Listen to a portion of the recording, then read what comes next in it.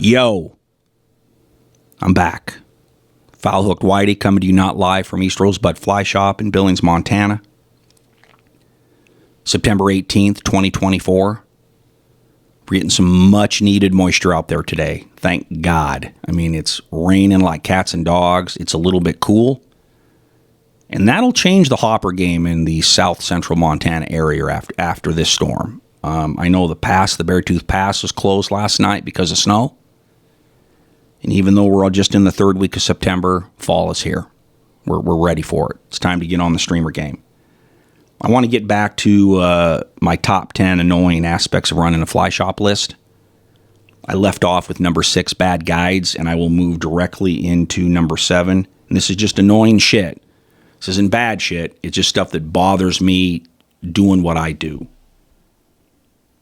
Number 7, online-only merchandise. That really annoys me, is how easily people fall for a fucking Facebook ad. I mean, I can't imagine buying a fly rod, and I mean this. I can't imagine buying a fly rod I don't get to feel. I don't get to hold. I can see somebody buying a certain weight or a rod they've wiggled or cast that they buy later on. I mean, I can see it, but that's because they have some point of reference to the action, the weight, the feel of something like a fly rod. But it amazes me how somebody will walk into my shop and say, "Oh, hey, I'm looking for a quality entry-level reel. I just got one of those new blah, blah, blah rods online." And I'm like, ooh, fuck. You just bought that shit just like that, huh? I mean, maybe my point is again, how do you buy a fly rod without touching it? I don't see that at all myself as an active fly angler. And there's plenty of companies out there that sell their rods online just fine.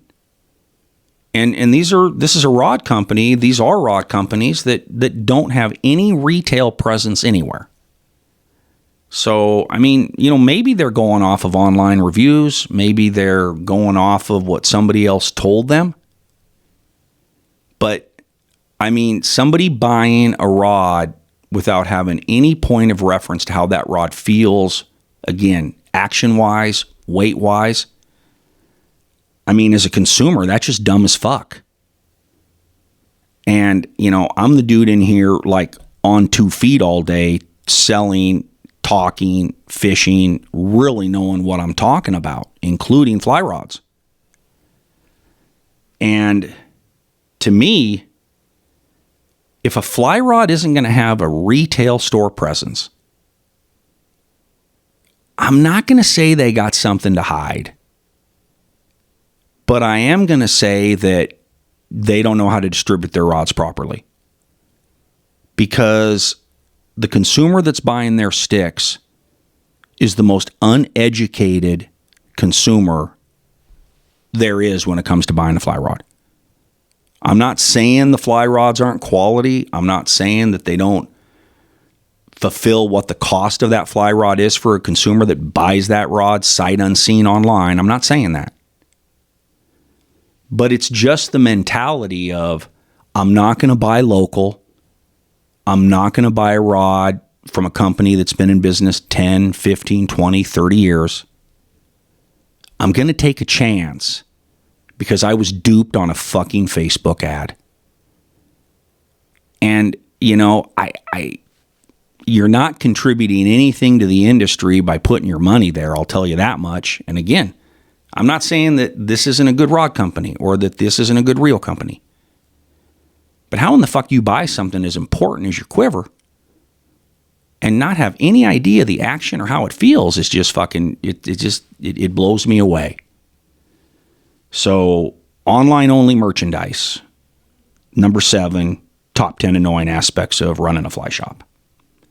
Number 8, and this is sensitive because we're talking about charities, but charity donations. Oh my God. I mean, if you're standing in a fly shop Everybody that's got a fucking event wants you to give them free merchandise. I mean, I get like dozens and dozens and dozens of requests a season. And a lot of times, it's not even fucking charity. I mean, I've literally had major medical institutions come in and say, hey, we've got an employee wellness event next Thursday. You know, just we get all of our employees to come outside and relax, and we've got all these health, fitness, and outdoor activity vendors and booths set up. And we're putting together a fishing basket, blah, blah, blah, blah, blah, blah, blah, blah, blah. And, I mean, they actually expect somebody like me to give them free merchandise for $100 million fucking company. And that puts me in a position to come off like an asshole, which I can be. I'll accept that. I mean, I'm not an asshole to them saying no or I can't do that. But it's just this passive arrogance of companies just coming to the small business guy, the FlyShop guy, and thinking that me taking a tangible item that I paid for out of my pocket, that I bought for my retail paying consumer, and I can just fucking give that item to them to go promote their fucking wellness day. You know, that's very annoying to me. That's very annoying to the foul-hooked Whitey. On the other hand, I'll get a grandma that comes into my shop who's got a sick grandson. And I don't mean a fucking cold. A sick grandson who's having a money-making barbecue or a money-making potluck or an event to help this family pay for some of their medical expenses.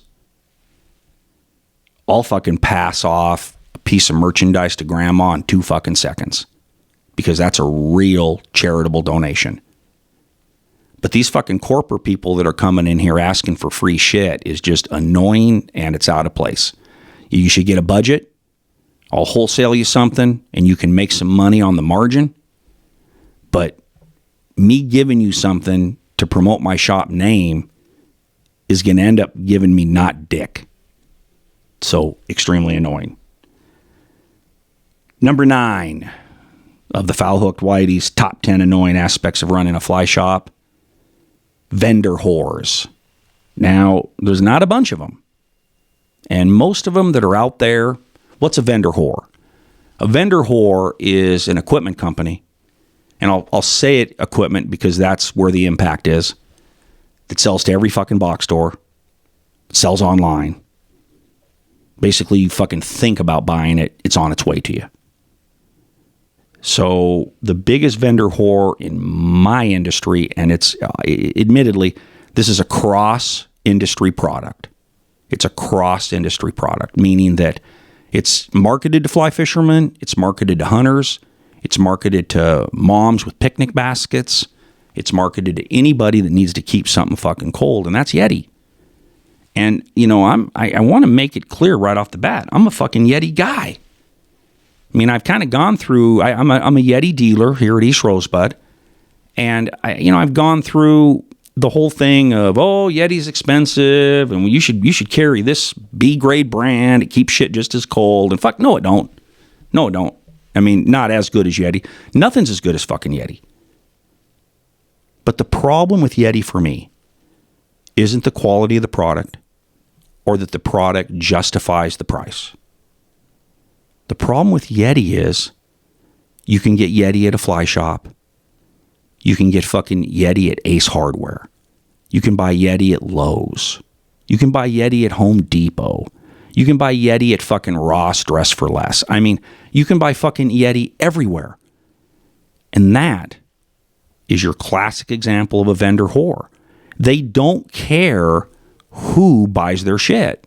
They just want somebody to buy their shit. You walk into a fly shop and you might see some drinkware and some coolers and some soft bag stuff. And Yeti makes some good stuff. They really do. I mean, and for a cooler company, Yeti makes some stuff that is fishing oriented, straight up. certainly outdoor lifestyle oriented. So I love Yeti. But Yeti is everywhere too much. And that's your example right there of a vendor whore. And lastly, number 10, the final dig of the Foul Hook Whitey's top 10 annoying aspects of running a fly shop. Pagan beads and gummy worms. This has been an ongoing subject both in my shtick as well as just the industry as a whole for over a decade. Longer, 15 years maybe. And if somebody in our small audience of 75 doesn't understand what pagan a bead, which is an egg imitation, I say that very loosely, or now, of course, pagan gummy worms, which is a fucking latex rubber material.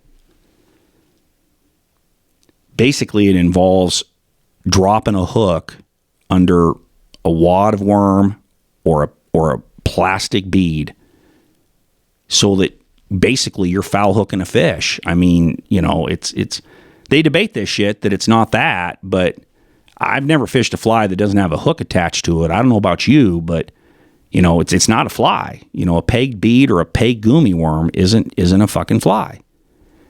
And this practice of fishing pegged bait